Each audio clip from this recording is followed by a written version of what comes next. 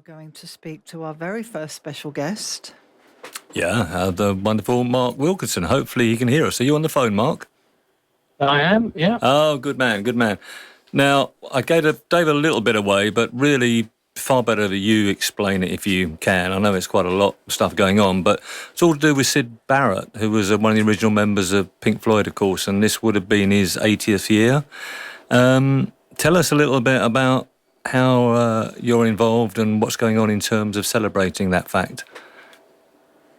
Well, it would have been his 80th birthday year, so we're putting on a concert at the Corn Exchange, which is now sold out, and also an album, a double album, and double CD of cover versions of his songs, and an exhibition showing some of his own work and other contemporary artists that we've got involved.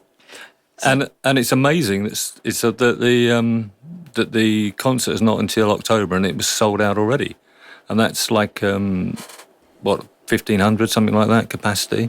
So it still shows that just how much interest there is in Syd's music still. Oh, there's an incredible amount of interest. Still, yeah, you're right. And younger generations are coming through. I mean, one of the artists we've got on the album, Radhika, she's only 21. Then goes right through the age groups really. With and you got some big. I'm not going to mention ages, but you know what I mean. So it's every new generation seems to discover him. Let's put it that way, because he was so unique, and his writing was unique, and how he advanced, that kind of music in the mid-60s. Nobody else was doing anything like it. It was totally new, and so this project hopefully will reflect all that. Mark, can you tell us a little bit more about the artists who are featured on this double album, who've performed these and recorded these covers, and also a little bit more about the actual gig and who's going to be performing? So excited about it, but it'd be great to hear, because you've put so much work, so coming directly from you, we know just how much work and effort you've put into this. Yeah, it's taken probably the best part of 6 months this year and a few months the other side last year as well. I mean, the first step was really to contact as many bands and artists, musicians that we could, that we thought might be interested. We've cited Syd as an influence on them over the years, and the brief was the same to all of them. We weren't necessarily after carbon copies, make it your own.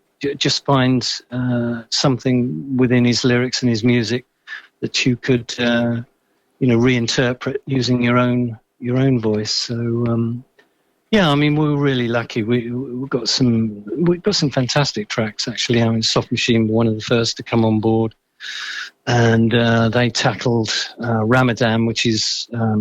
It's an instrumental, actually, a 20-minute long instrumental. And it was kind of a mission impossible for them, but they managed to do it.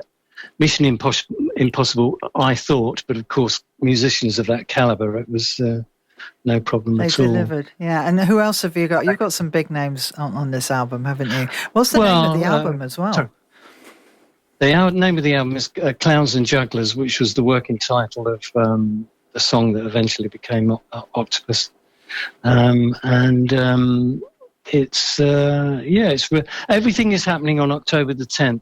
The albums are released actually on October the 9th, but it'll be available to buy at the concert, which is October the 10th, and the Corn Exchange in Cambridge, his birthplace, and just around the corner at the Guildhall, we'll be putting on this exhibition of artwork, and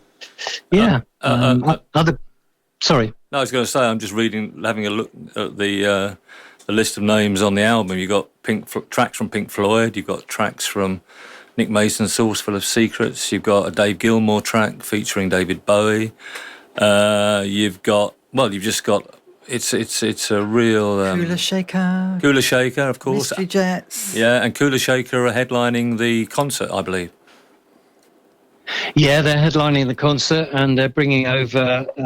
We're all bringing over the Mad Alchemist, who have been doing their light shows, for special events. I mean, once again, it's the lure of the name Syd Barrett. He was willing to come over just for one event and provide the light. So he'd be doing. I mean, this is not just sort of pre-recorded projections. He works live, with gels and light inks and stuff. I mean, liquid light shows in the grand tradition of the 60s, what they used to do, but power boosted, you might say, with great projectors.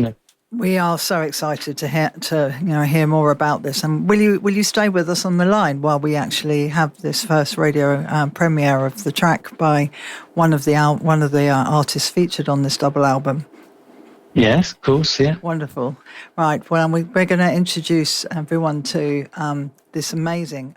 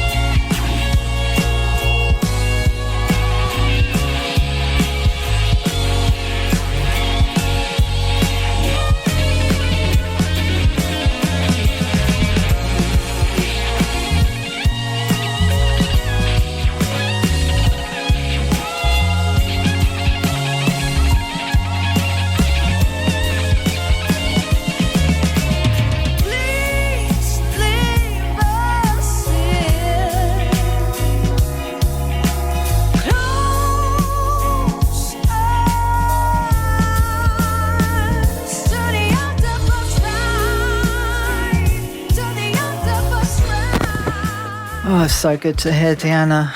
Mark, are you still with us? Yeah, I'm still with you.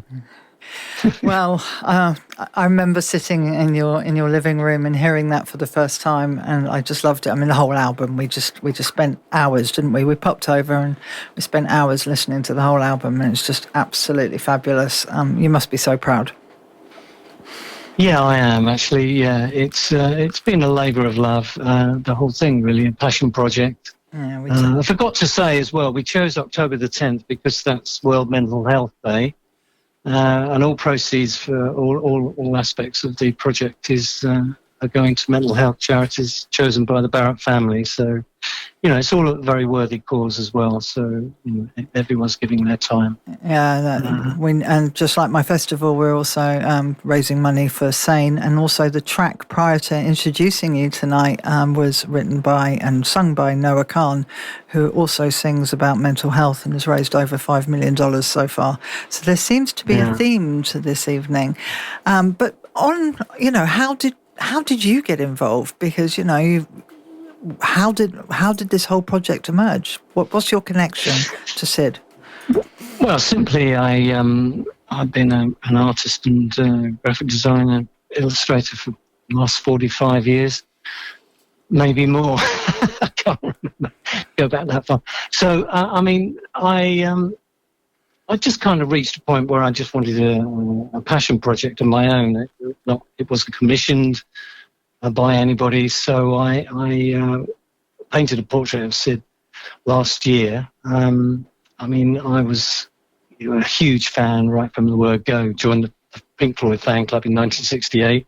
Might have been 67, I can't remember, but when there were less than 500 people in the fan club. So, you know, that's how big a fan I was. And so I just wanted to do a painting to reflect that, you know, that passion that I had for his music. So I called it the Mirror Guitar, and Syd bought a Fender Esquire guitar originally, I think in the mid-60s. And in 66, he wrapped it in silver melanics and glued on mirror discs, using the guitar to reflect back the light shows that Pink Floyd had in their early years back into the audience. And that's how then he left it out.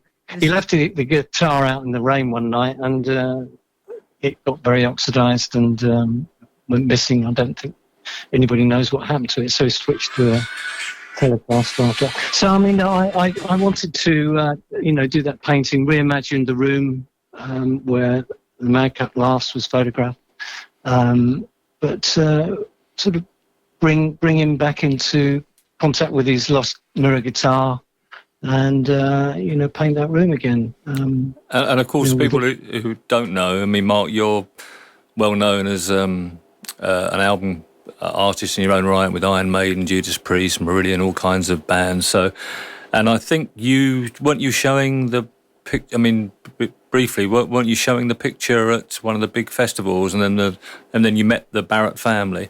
And the other thing, yes, that's right. And the other thing to say is that both Pink Floyd's management and the Barrett family are 100% behind this whole project. But it was your painting that started it all, I think, is the reality. Creative inspiration. Yeah, I exhibited at a music festival, you're right, and Roger Dean was there and various other people, and I think Roger had actually roomed with Syd for a while. And unbeknownst to me, Syd's nephew, Mark, another Mark Barrett, was there, and he came up and said, you know, I've been coming to this festival for 20 years. You imagine my surprise. I walked into the on-site gallery and saw my uncle staring back at me. So he wanted to know what it was all about and why I decided to do it. And so we became friends, and then... and the rest is history, almost. The rest is history. The rest is history, Mark. Yes. Cut it down short, yeah. Brilliant. Well, it's been fantastic. Thank you for sparing your time to tell us about that. So if anyone wants to know more, there's a lot more on the official Syd Barrett Facebook pages and all that stuff. But we look forward to it. Okay. Suffolk Sound. Radio at the heart of your community.